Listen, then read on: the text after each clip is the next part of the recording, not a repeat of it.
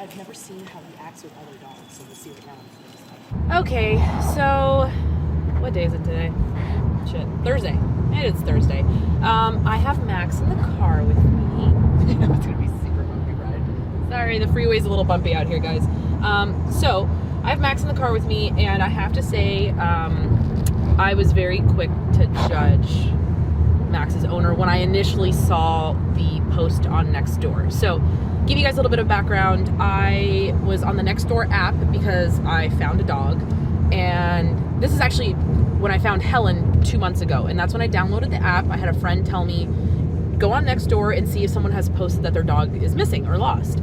So since then, whenever I find a dog, I go on the NextDoor app and I check it out and I see if someone has posted that their dog has been missing. So I was on NextDoor and the owner had posted a picture of Max and said free, like no rehoming fee or anything, just a free dog. And I was like, oh my God, like if someone gets a hold of this dog, it might not be so great for Max, especially if it falls into the wrong hands. So I private messaged her, and she kind of gave me the rundown a little bit, didn't really disclose too much information, and I told her that I would try to help her rehome him.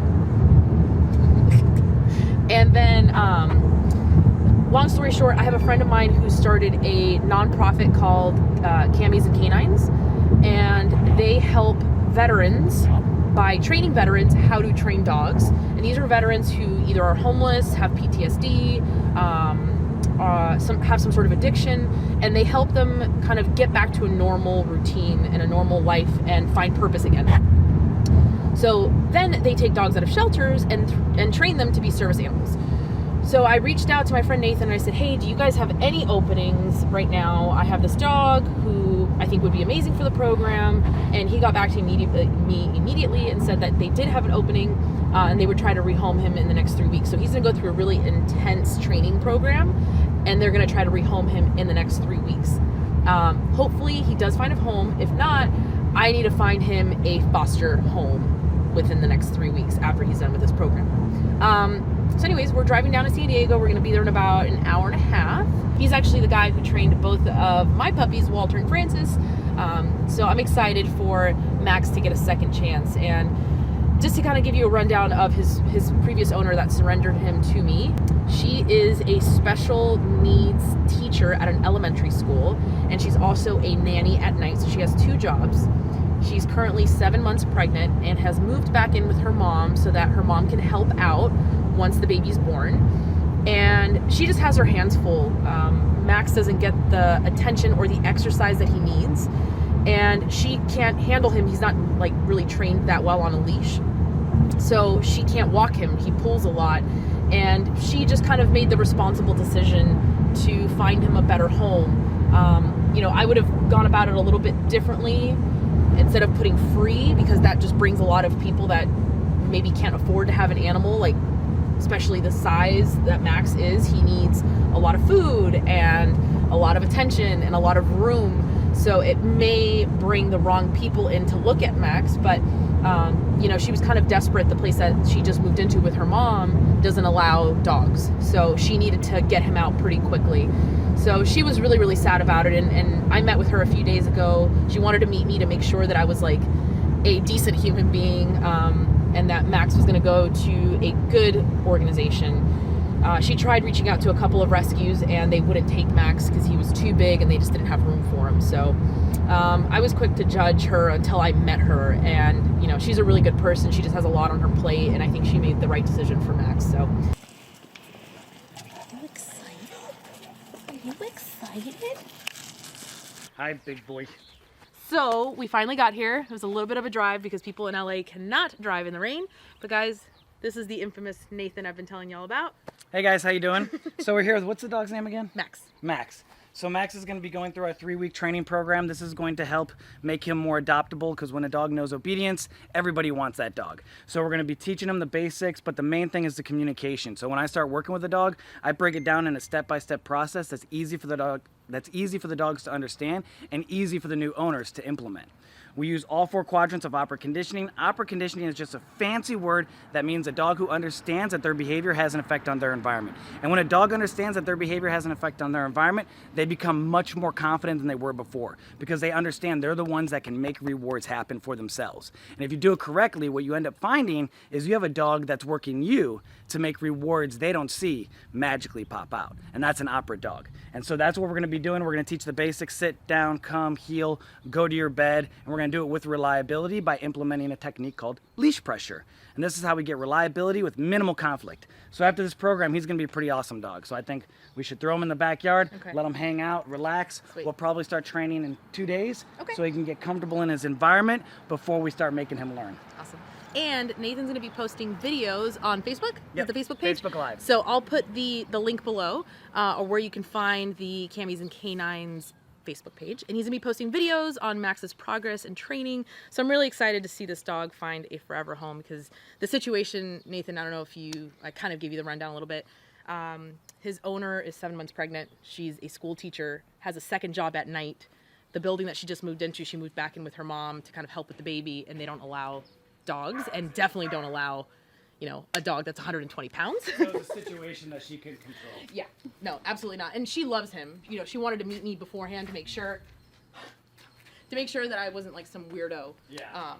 But And what's important with that, though, even though she's basically surrendering her dog, she's not dropping her dog off at a shelter. That's one of the worst things you could do. If there is, for some reason, circumstances that do not allow you to keep your dog, don't just take them to the shelter. Either find a rescue that could help you with the situation, or find a new home. That's completely understandable, but when you take a dog to a shelter, there's a possibility that could be the dog's death sentence. Right. So we want to avoid shelters at all costs. We want to make sure we can find them that forever home that they definitely deserve. Also, if you notice, he's a little thick, and if you can't tell, Stephanie and I like fitness a little bit, although she's a little more fit than I am. But nonetheless, we're also going to put him on a diet and weight loss program. So we're going to do some treadmill training with him, and we're going to put him on some quality food to lean him out. When you have a bigger dog, you want to make sure they're nice and lean, because the less weight they have to carry around, the less likely they are to have hip problems or elbow problems or things of that nature. So even though you may spend more in the quality of the food that you're giving them, the cost of the vet bills go way down. yeah. All right, so let's bring him on back. Come Yeah. on. We're going inside, buddy. So yeah, that's what Brad and I were. Right, we're actually, a part of what we're doing too is we're trying to get gym equipment. All right, so when I start working with a dog, the reason why I said I like to wait a couple days before I start working with the dog is they associate what they're feeling with the obedience. So for example, let's say a dog comes in and the dog is really scared and fearful. I don't want to start training right away, because then the dog will associate training with that negative feeling that the dog has. Right now, from what I'm seeing from him, he's comfortable, he's walking around, he's checking things out. He seems completely fine. I still want to give him 2 days so he's comfortable. That way, once we start implementing the obedience, they're more focused, they're more comfortable in their environment, and they learn much faster. Okay.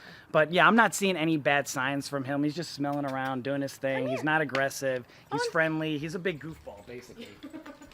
Like you see, he doesn't even care that the leash is dragging. Some dogs will trip out about that. Okay. So I think he's going to be easy. It's going to be just getting past that initial stubbornness in the beginning, since he's lived his whole life with no structure, basically. Right. Okay.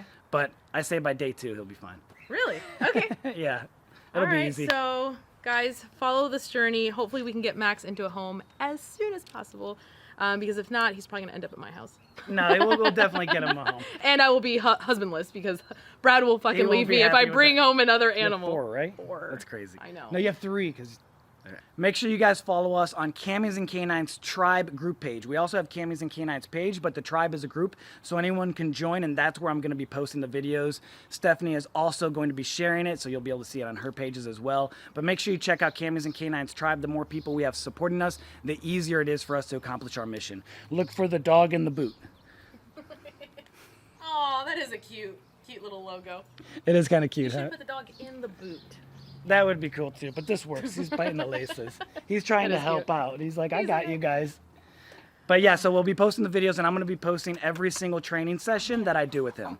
So you guys will be able to literally watch the beginning and end of the training process. It's really not that hard when it comes to training a dog. What really it comes down to is putting in the time and knowing what to do. And So when training you- the owner. And training the owner. But when you watch these videos, you'll see what I do. There's no secret to my training. I follow the science. So the hardest thing is the application. Intellectually, people get it quickly. Application is what drives people nuts.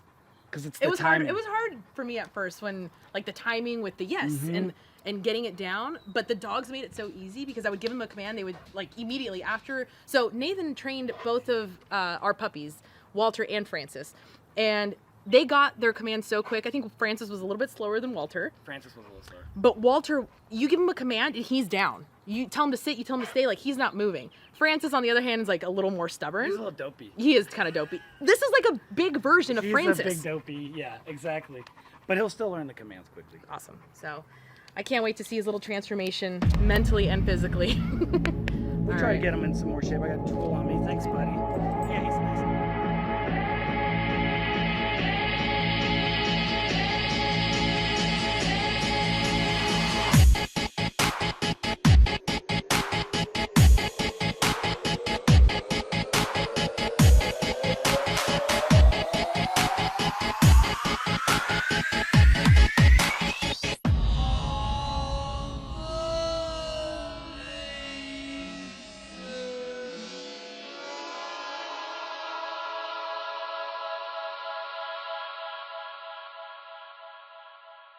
I believe